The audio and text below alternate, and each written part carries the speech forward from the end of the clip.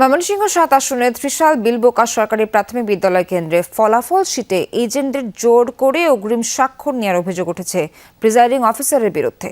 এ বিষয়ে সবশেষ জানাতে যুক্ত আছেন সহকর্মী হোসেন শাহিদ। ঘটনার বিস্তারিত জানবো তার কাছ থেকে। শাহিদ, কি হচ্ছে সেখানে? আমরা যেটা জানাচ্ছিলাম, কি পরিস্থিতি এখন জানাবেন সবশেষ।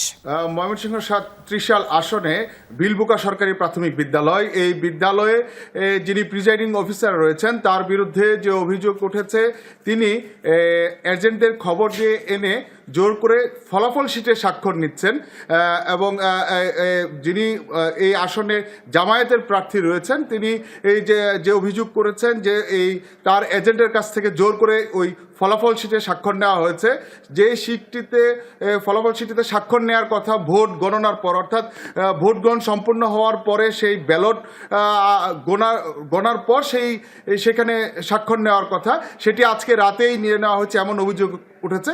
তবে এই বিষয়ে আমি সহকারী রিটার্নিং অফিসারের সাথে কথা বলেছি ত্রিশালের, তিনি এই বিষয়টি সত্যতা নিশ্চিত করেছেন এবং তিনি আমাকে কিছুক্ষণ আগে জানিয়েছেন যে এই বিষয়ে সত্যতা পাওয়ায় ব্যবস্থা নেওয়া হয়েছে। যে রেজাল্ট শিটে স্বাক্ষর নেওয়া হয়েছিল সেটিকে ছিঁড়ে ফেলার জন্য তিনি নির্দেশ দিয়েছেন।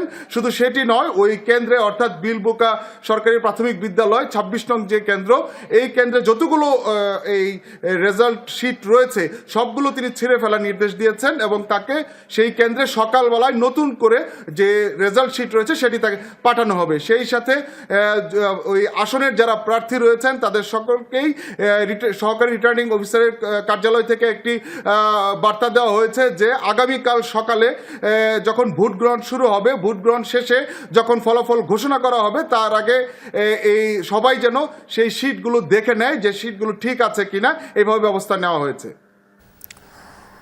সবশেষ জানাচ্ছিলেন শাহিদ, ধন্যবাদ আপনাকে। দর্শক, আমরা এবার একটু সিলেটের দিকে যাব। সিলেটে জামিয়া উচ্চ বিদ্যালয় ভোট কেন্দ্রে পর্যবেক্ষকের প্রবেশ নিয়ে হট্টগোলের সৃষ্টি হয়েছে। সেখানে আমাদের সহকর্মী নাবিল হোসেন অপেক্ষা করছেন।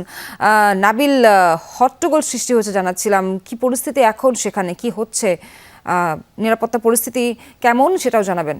এখন পরিস্থিতি শান্ত। ঘটনাটি আসলে রাত 10টার দিকে আমি যেই কেন্দ্রে দাঁড়িয়ে আছি, সিলেটের শাহজালাল জামিয়া উচ্চ বিদ্যালয় কেন্দ্র, সেখানে রাত 10টার দিকে 3জন যুবক যারা পর্যবেক্ষক কার্ডধারী ছিলেন তারা এই কেন্দ্রে প্রবেশ করেন এবং সেই খবরটি স্থানীয় জনসাধারণের কাছে পৌঁছার পর বিএনপি নেতাকর্মীরা এখানে এসে ভিড় করেন, স্থানীয় জনসাধারণ এসে ভিড় করেন এবং পরবর্তীতে তাদেরকে আসলে এখানে আটকে রাখা হয়।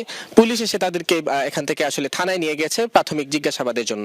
এবং স্থানীয় যারা বিএনপি নেতাকর্মীরা তারা আমাদেরকে অভিযোগ জানিয়েছেন যে পর্যবেক্ষক কার্ড থাকলেও রাতের বেলা যে আসলে কেন্দ্রে প্রবেশ সেটিকে তারা বলছেন যে কোনোভাবেই সুযোগ নয়। আমরাও আসলে সহকারী রিটার্নিং কর্মকর্তা সাইদা পারভিন সিলেট 1 আসনে ওনার সাথে যোগাযোগ করেছিলাম। তিনি আমাদেরকে জানিয়েছেন আসলে পর্যবেক্ষক কার্ড থাকলে তিনি শুধুমাত্র নির্বাচনকালীন যে সময় সেই সময় তিনি প্রবেশ করতে পারবেন, এর আগে রাতের বেলা আসলে তার প্রবেশের সুযোগ নেই। তিনিও সেটা আমাদেরকে জানিয়েছেন এবং এরপর আসলে আমরা দেখেছি যে এর আগে বেশ উৎসবমুখর পরিবেশেই সিলেটের প্রচার প্রচারণা বা নির্বাচনী পরিবেশ ছিল। তবে এই যে বিচ্ছিন্ন ঘটনা, এই ঘটনার পর আসলে আমরা সামাজিক যোগাযোগ মাধ্যম সহ সব জায়গায় আসলে এক ধরনের একটা আসলে আমরা দেখছি যে একটা উত্তেজনা তৈরি হয়েছে এবং ইতিমধ্যে যে 3জনকে এখান থেকে পুলিশ প্রাথমিক জিজ্ঞাসাবাদের জন্য নিয়ে গেছে। সামাজিক যোগাযোগ মাধ্যমে অনেকেই দাবি করছেন, তাদের মধ্যে একজন রায়হান মিয়া, যিনি আসলে জালালাবাদ থানা শিবিরের কর্মী, কারণ তার ফেসবুক প্রোফাইল সহ বিভিন্ন জায়গায় আসলে জামায়াত ইসলামী ইশতেহার সহ নানা বিষয় শেয়ার আছে। সেটি আসলে তাদের অভিযোগ। বিএনপি নেতাকর্মীরা যারা আছেন তারা সামাজিক যোগাযোগ মাধ্যমে সে অভিযুক্ত করছেন।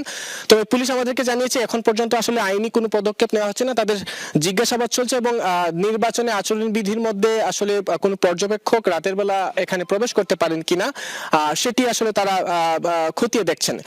এর বাইরে আসলে এই ঘটনার ছাড়া সিলেটে অন্যান্য নির্বাচন যে পরিবেশ সেটি এখন পর্যন্ত সুষ্ঠু রয়েছে। ভোটার এবং প্রার্থীরা প্রত্যেকেই আশা করছেন যে নির্বাচনের ফল ঘোষণা পর্যন্ত পরিস্থিতি যাতে স্বাভাবিক থাকে, সকলেই যাতে নিজ নিজ ভোট তারা এখানে আসলে দিতে পারেন সেই প্রত্যাশাটুকু সকলের মধ্যে রয়েছে। নাবিল, আপনাকে ধন্যবাদ।